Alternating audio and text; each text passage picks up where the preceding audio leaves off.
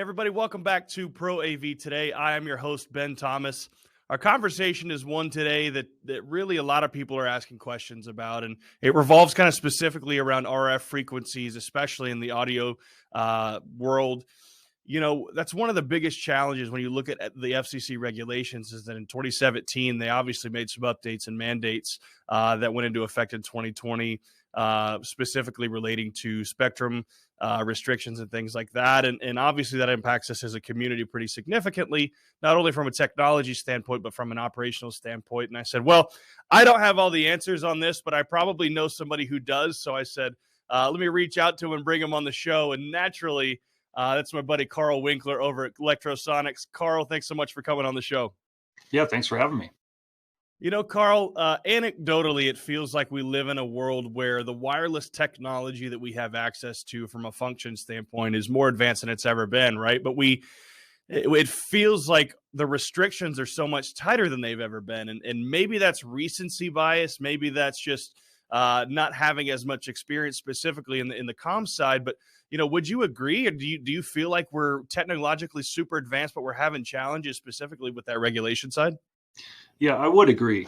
The technology is definitely advanced, and some of that is out of necessity. Some of it's because of the spectrum loss. I mean, these things are intertwined, but as electronics have continued to advance, we see things like, smartphones, there's wonderful technology available, and that has definitely made its way into wireless microphone systems.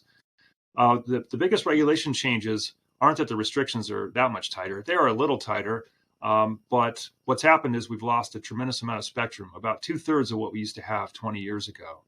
And so that makes it more difficult to find open frequencies for our wireless channels. And we have to always remember we're sharing it with someone, no matter where we are. If we're in the 2.4 gig spectrum, we're sharing it with Wi-Fi. If we're down in the UHF bands, the TV bands, we're sharing it with TV broadcasts and other potential users. If we're in VHF, we might be sharing it, and so on. So that's one of the bottom line things to understand. We're always sharing spectrum, so we got to find a little notch to put our systems in, and that's definitely become more challenging. Well, we talk about kind of those FCC regulations and just spectrum regulation in general, and obviously that changes kind of regionally around the globe. But, specifically on the U.S. side, we've been impacted pretty heavily, especially when you look at a lot of that recent regulation going into effect in 2020, right, where budgets have historically been a little bit tighter and things like that. And when you start messing with people's pocketbooks, things start getting a little bit more challenging. Talk about some of those challenges that from a wireless operator standpoint and even a venue standpoint have kind of come out of this. Yeah, certainly, having less spectrum and the spectrum that is available is a little noisier. So that means that, not only do the systems have to be better, and one way that the systems are better is that they have a much wider tuning range, giving us the option to find something that's open. But it comes back on us as operators, understanding some of the basics of how to overcome this. I would say that 10, 15 years ago, it was relatively easy to set up a high quality wireless system. It was easy to find open channels, easier. It's always been a little bit of a challenge. And for larger systems, it's always been a big challenge. But nowadays, you've got to find an open channel and then make sure that your RF gain structure is proper, your audio gain structure is proper, where your antennas go. All that's become more critical to make today's systems work well in the challenging environment that we have. I remember actually going on a tour of Disneyland with LDI a number of years ago, and this was, I think, pre 2017. And one of the challenges that they talked about is obviously running something like a Disneyland. You've got so much spectrum, and you've got so many different independent venues on site. And they were kind of frustrated at having to buy all this new technology and gear because it's something that really wasn't necessarily coming down the pipeline when they were going through those budgeting decisions, earlier in the aughts and things like that. And, talk a little bit about that perspective, right? As somebody who literally every single day deals with people that are buying systems and finding ways to repurpose old systems, how important is it to kind of come alongside those operators and those buyers as a lot of them have to physically upgrade their gear?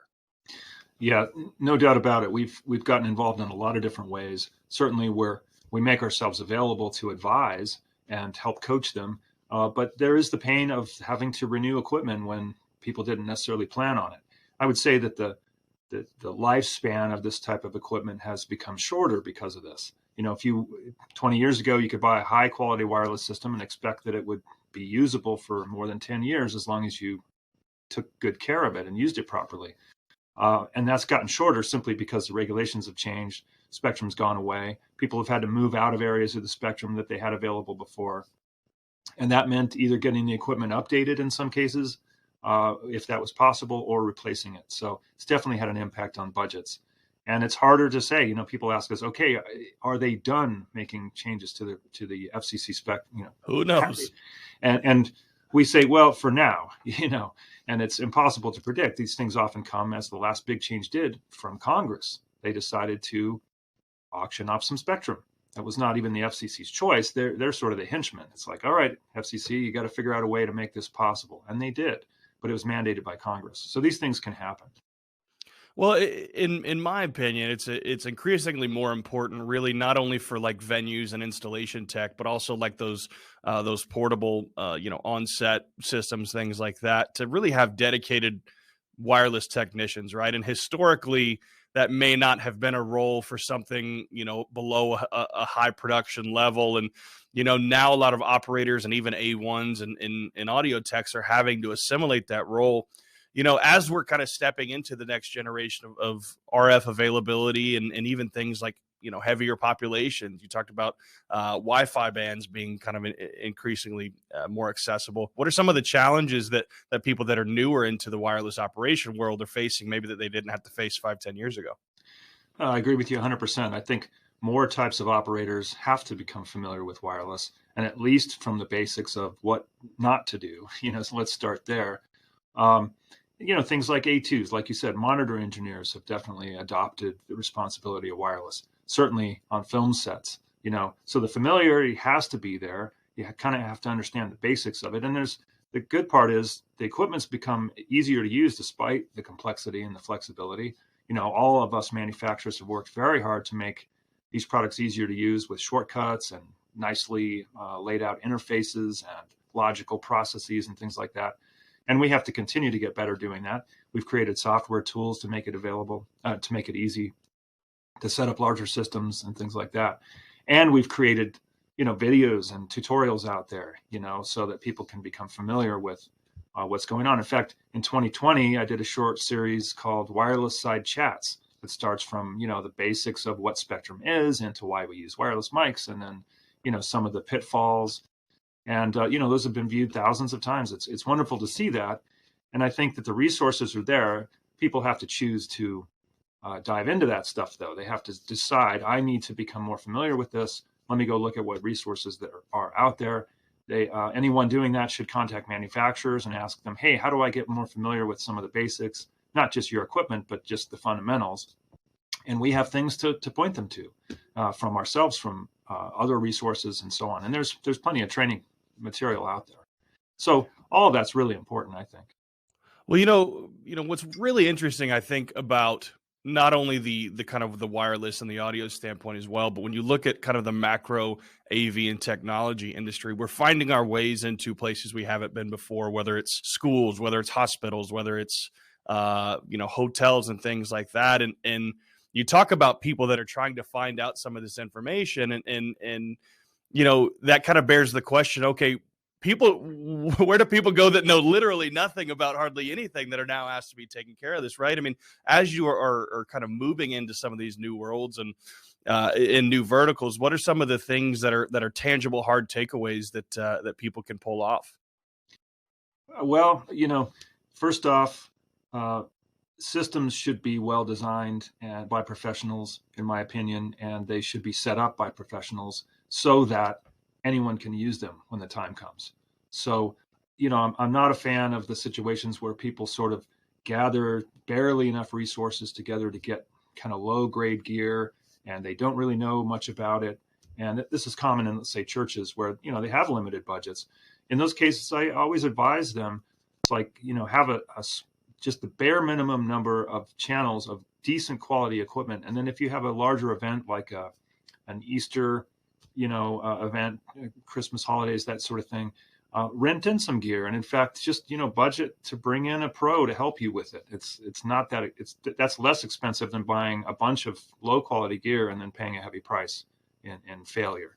So there's a number of ways to look at it, but I think it's always important to involve the professionals at some point in the process to make sure that the systems are set up right, the right kind of gear is chosen.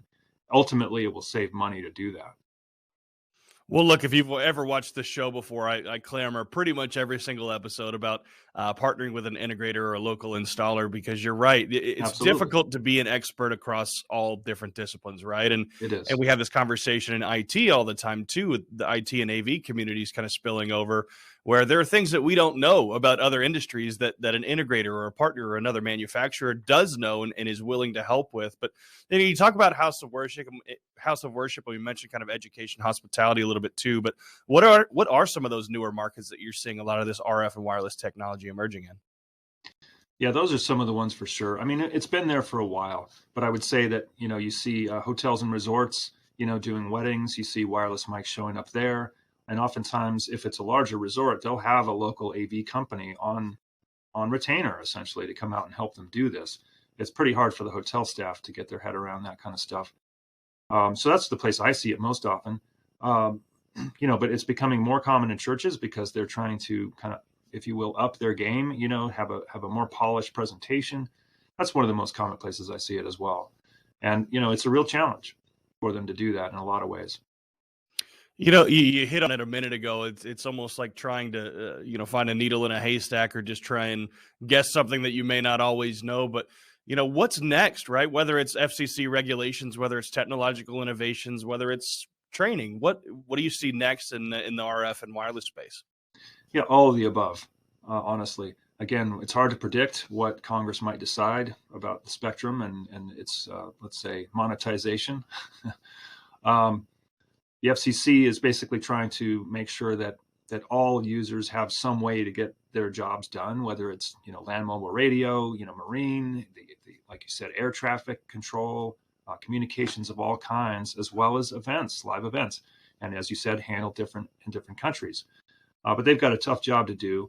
And as I said, all spectrum is shared by multiple users. So that becomes somewhat on the heads of the users themselves to understand that and coordinate between different parties. Imagine Broadway in New York, right? With dozens of theaters within a few blocks of each other, all using, 36, 48, 52 channels of wireless per theater, what that requires. They've got to get together and coordinate with each other to some extent. So it's a real mixed bag. I see the resources ever growing. Manufacturers are creating resources. Third parties like Synergetic Audio Concepts has some wonderful in-person classes as well as online classes. There's a lot of things going on, and it will continue to evolve as the challenge gets greater. Certainly we're not going to see less wireless mics being used or less wireless anything being used. There's Internet of Things. That's they're looking for spectrum. The smart homes and things like that. It's just all a giant continuum of spectrum use that's going to only get more dense as time goes on. And I'll kind of add to that too, and I'm sure you're a massive proponent of it. But understanding your gear and understanding the functionality of your gear is so important, because without a doubt, you're always going to run into some level of whether it's interference and need to change your frequencies or rescan. So make sure you understand your gear. Make sure you ask questions. Make sure you are able on some level to technically operate it. And that's one of the places that you guys do a great job, Karl. And I'll kind of give you the shameless plug here, but talk to me from both an education, kind of product development, design standpoint. What are some of the things coming down the pipeline for you guys? Yeah, well, let me just comment on one thing that you mentioned before about, yes, these challenges and knowing your gear. But one way I would describe this is that um, wireless systems have a lot of different ways to go wrong. And it takes optimizing each and every component in that system to really get the best out of it. Now, in the old days, you could have a fairly weak system, with not everything totally optimized, but because the spectrum was wide open and fairly empty and clean, it wouldn't be so bad. But today, that's much more challenging. So by having each step in your system more optimized, the failure of one part is not going to bring down your entire system. So that's just one concept I want people to think about. Well, what's coming down the pipe with us? I mean, we're always developing new technology.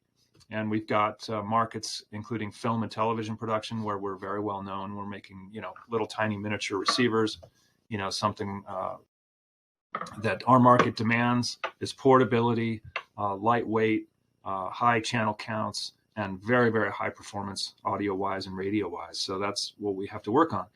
And we have products, of course, in the install type market as well, rack receivers, handheld transmitters, and the typical stuff.